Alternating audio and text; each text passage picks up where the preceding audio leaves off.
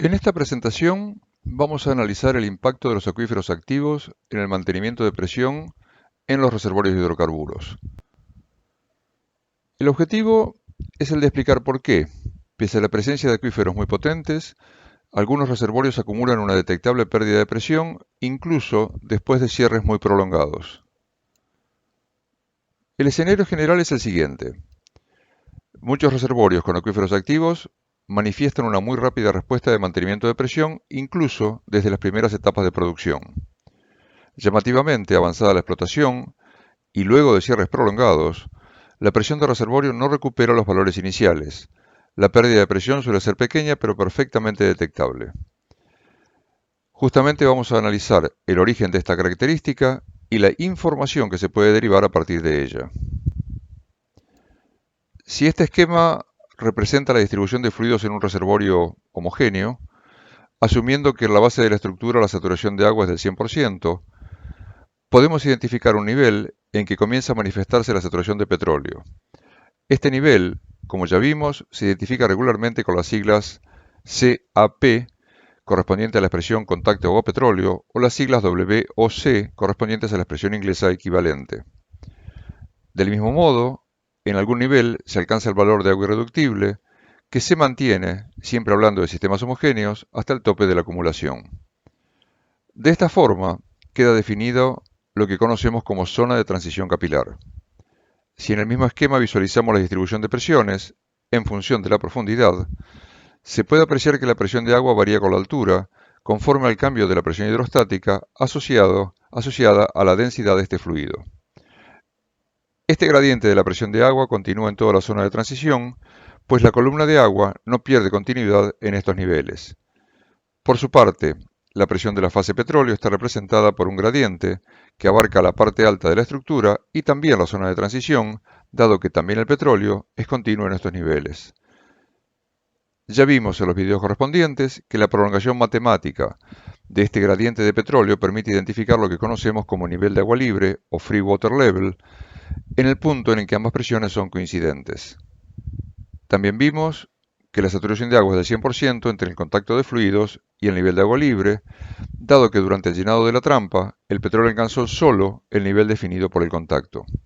De esta forma, analizando este esquema, se puede apreciar que surge lo que parece una inconsistencia cuando se habla de presión de reservorio y se le identifica con un único valor numérico.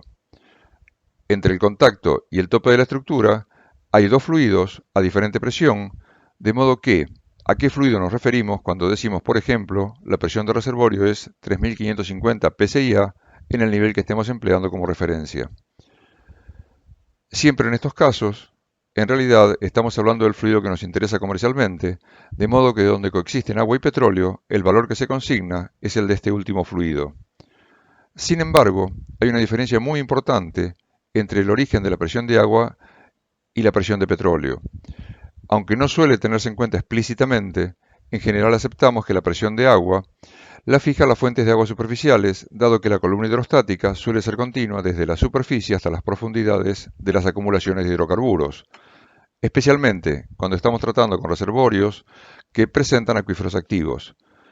Por eso suele ser lícito emplear la presión regional del agua para estimar la presión de este fluido en reservorios en que no disponemos de mediciones directas. Pero la presión de petróleo no tiene un origen propio. En realidad, como vemos en este ejemplo, la presión de petróleo toma su valor de referencia en el nivel de agua libre. De este modo, la presión de petróleo es una presión diferencial o incremental por encima de la presión de agua. En consecuencia, si cambiara el nivel de agua libre, la presión de petróleo registraría un cambio, en tanto que el agua, mientras permanezca vinculada a las fuentes superficiales, mantendría su presión hidrostática. Y este hecho puede aportar un dato fundamental para entender y describir el comportamiento de reservorios con acuíferos activos una vez avanzada la explotación. Si la explotación de hidrocarburos ya ha consumido una parte importante de la reserva, es inevitable que suba el nivel de agua en la estructura. Este hecho se manifiesta regularmente en lo que describimos como acuatización de los pozos o de los punzados inferiores. Pero este ascenso de agua arrastra en alguna medida el propio nivel de agua libre. De esta forma, el gradiente de presiones de petróleo sufre un desplazamiento hacia menos presiones.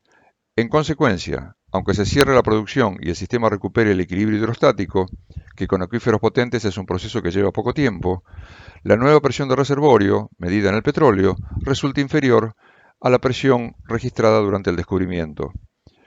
Esta situación permite calcular con precisión cuánto fue el ascenso del nivel de agua asociado a la producción acumulada de hidrocarburos.